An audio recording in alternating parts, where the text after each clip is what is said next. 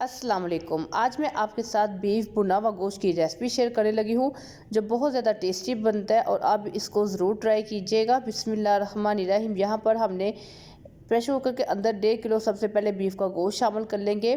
गोश्त को धोकर अच्छी तरह साफ़ करके हमने रख लिया था। अब इसके अंदर जो बाकी के मसाले वो शामिल करेंगे, जिसमें 2 बड़े साइज़ के मैंने प्याज लिए जिसे मैंने रफली काट ली, इसके अंदर शामिल करेंगे। प्याज शामिल करने के बाद इसके अंदर 2 खाने के चम्मच कूटी हुई अदरक लहसुन का पेस्ट शामिल कर लेंगे।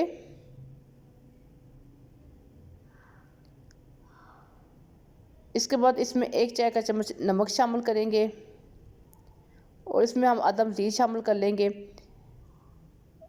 1 चाय का चम्मच पिसी हुई सुरख मिर्च शामिल करेंगे।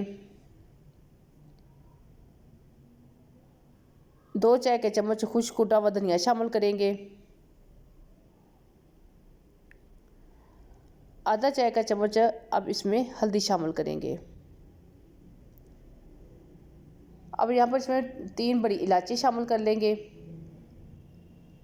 और साथ ही इसमें 1.5 गिलास पानी शामिल करके इसको रख देंगे। यहाँ पर हम तकरीबन 15 से 20 मिनट इसको स्टीम पे रखेंगे।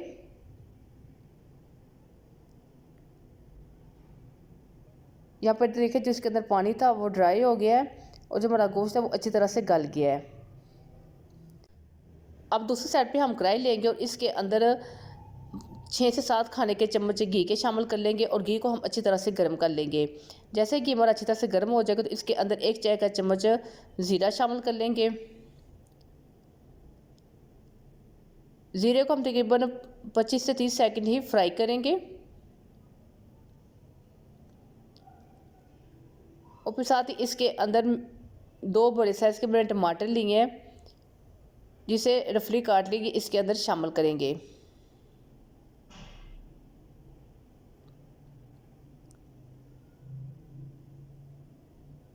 टमाटर शामिल करने के बाद अब हम इसको इधर अच्छी तरह से पका लेंगे ताकि जो इसके अंदर टमाटर शामिल किए वो अच्छी तरह से सॉफ्ट हो जाए।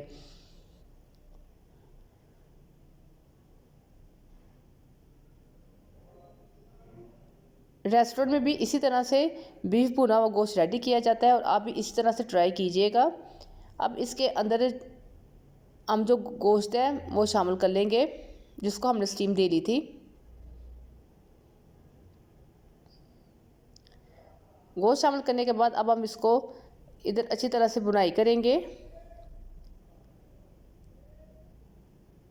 और साथ में इधर 1 चाय का चम्मच पीसी हुई काली मिर्च शामिल कर लेंगे।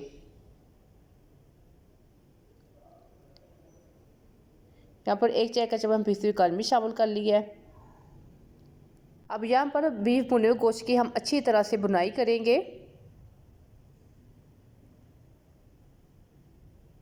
ताकि जो इसके अंदर घी है वो सारे इसके ऊपर आ जाए। यहाँ पर देखिए हम इसकी अच्छी तरह से भुनाई कर ली है। अब इसके अंदर आधी प्याली फेंटा व दही शामिल करेंगे।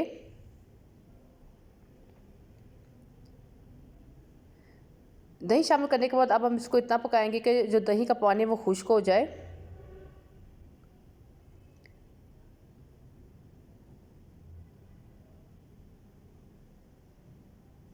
यहाँ पर देखिए जो दही का पानी है वो खुश्क हो गया और सारा घी इसके ऊपर आ गया है।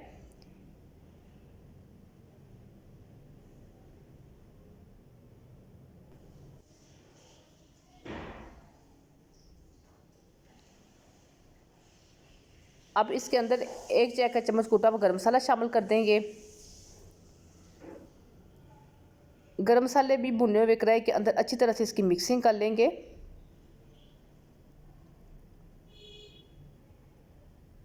यहाँ पर हमारा बीफ भुना हुआ गोश्त बिल्कुल रेडी हो गया। अब हम इसको डिश आउट करेंगे।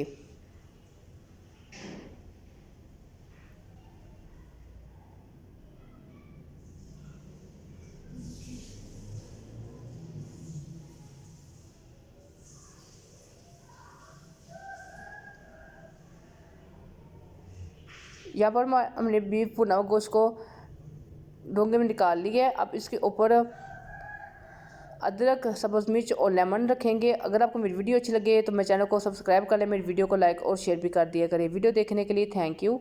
अल्लाह हाफिज़।